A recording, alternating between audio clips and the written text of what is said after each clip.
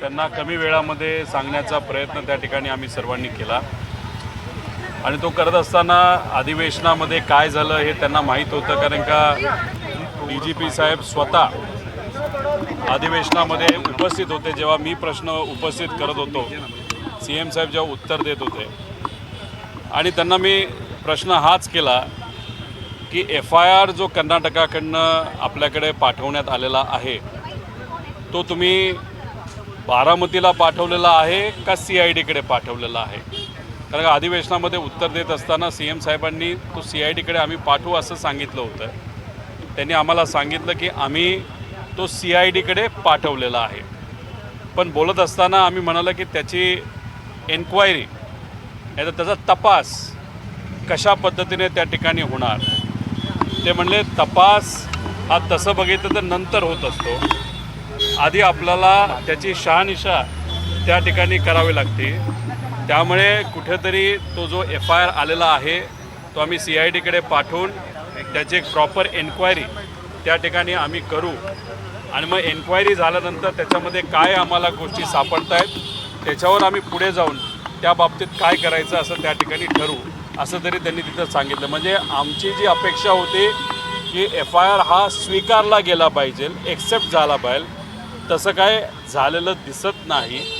पण एक मात्र गोष्ट महत्त्वाची जी होती असं दिसतंय की आम्ही एन्क्वायरी ज्या दिशेने झाली पाहिजे, ज्या दिशेने गेली पाहिजे ती मात्र या कर्नाटकामध्ये केलेल्या FIRमुळे आणि जो FIR आता CIDकडे पाठवलेला आहे त्या FIRच्या मुळे योग्य दिशेने एन्क्वायरी होईल अशी आमची आता अपेक्षा आहे. परंतु मुख्यमंत्री देवेंद्र फडणवीस यांनी खरं तर आश्वासन दिलं, कोणी असेल त्याला शोधून त्याला काढू अशा पद्धतीचं वक्तव्य केलेलं होतं. तुमचं मुख्यमंत्र्यांच्या वक्तव्यावरती विश्वास नाही आहे का? तुम्ही आता सातत्यानं पुन्हा एकदा DGंकडे आलात आणि आता संपूर्ण या सगळ्या संदर्भातली काय पुढील तपासणी पोलिसांनी केली या सगळ्या संदर्भातला माहिती घेतली आहे? हे विषय एवढाच असतो की आपण म्हणजे मी सुद्धा याच्या आधी दिल्लीत काही अधिकाऱ्यांना भेटण्याचा प्रयत्न केला, राज्यात काही अधिकाऱ्यांना तिथं भेटलो, मंत्र्यांना भेटलो, पदाधिकाऱ्यांना भेटलो. DGP साहेबांना अजूनपर्यंत मी भेटलो नव्हतो. अधिवेशनामध्ये सेशनमध्ये प्रश्न विचारल्यानंतर मुख्यमंत्री साहेबांनी सांगितल्यानंतर इथं येऊन फक्त मला त्यांना वस्तुस्थिती सांगायची होती की काय केस आहे, कशा पद्धतीने आम्ही माहिती गोळा केलेली, ती माहिती कशी आहे, कुठं कुठं दिलेली आहे. आणि जाता जाता त्यांना एवढंच मी विचारलं की FIRबद्दल काय झालेलं आहे. त्यांनी सांगितलं आहे की FIR आम्ही आता CIDकडे त्या ठिकाणी पाठवलेलं आहे. एक गोष्ट महत्त्वाची अशी आहे की याच्या आधी रोज नाही तर दिवसाआड मी प्रेस कॉन्फरन्स घेत होतो, लोकांसमोर माहिती आणत होतो तुमच्या माध्यमातून.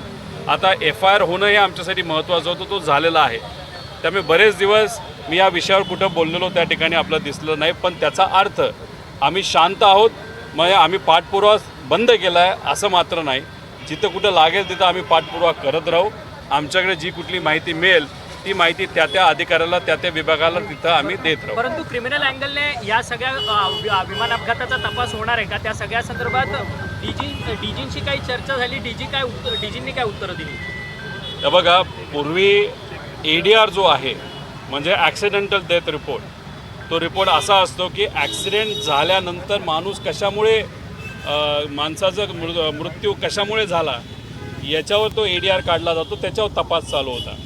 आता हा FIR झाल्यामुळे या इन्व्हेस्टिगेशनला, या तपासाला कुठंतरी आता दिशा त्या ठिकाणी मिळालेली आहे.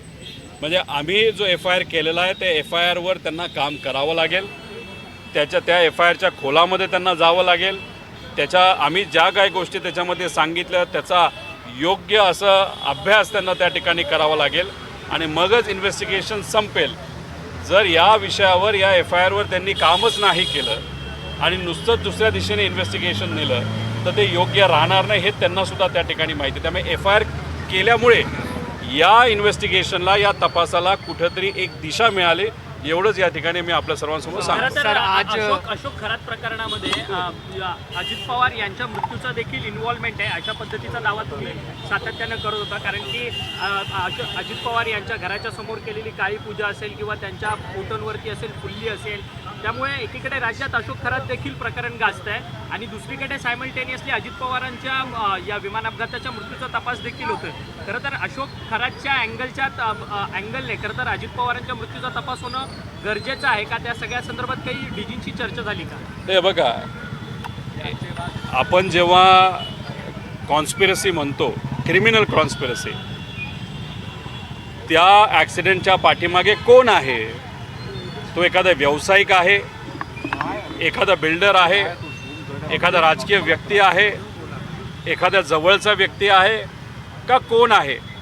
हे जर आपल्याला बघायचं असेल तर वेगळ्या वेगळ्या दिशेने आपल्याला ते इन्व्हेस्टिगेशन त्या ठिकाणी करावं लागतं. सुरुवातीला ADRवर ते करत होते, ॲक्सिडेंटल डेथ रिपोर्टवर, त्यामुळे दिशाच त्यांना त्या ठिकाणी कुठे मिळत नव्हती. आम्ही FIR केल्यामुळे आता कुठेतरी दिशा तिथं मिळालेली आहे.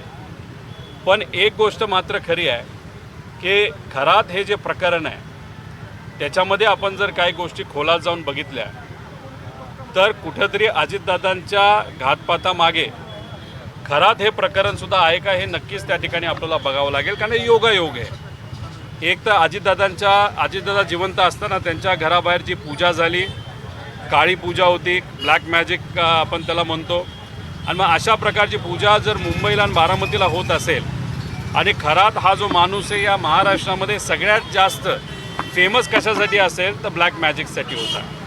त्याच्याकडे जाणारे लोक कोण होते, का ती सातत्याने त्या ठिकाणी जात होते, आणि दमानियांनी आज जो मुद्दा मांडला त्याच्यामुळे ज्या ट्रान्झॅक्शन महिन्यामध्ये होत होत्या त्या 27 जानेवारी, 28 जानेवारी, 29 जानेवारी या बँकेत ज्या ट्रान्झॅक्शन त्या मोठ्या प्रमाणात वाढल्या, याच्याकडे सुद्धा कुठं ना कुठंतरी त्या ठिकाणी आपल्याला बघावं लागेल. त्यामुळे क्रिमिनल इन्व्हेस्टिगेशन करत असताना खरात हा अँगल हा आपल्याला दुर्लक्ष करून चालणार नाही. त्या अँगलमध्ये बघावं लागेल. त्यात आर्थिक व्यवहारसुद्धा मोठ्या प्रमाणात खराताच्या प्रकरणामध्ये झाले होते, कारण का हवाला मोठ्या प्रमाणात खरातांच्या कार्यालयाकडनं त्यांच्या बँकेतून त्या ठिकाणी तिथं होत होता, दुसऱ्या देशात त्या ठिकाणी होत होता.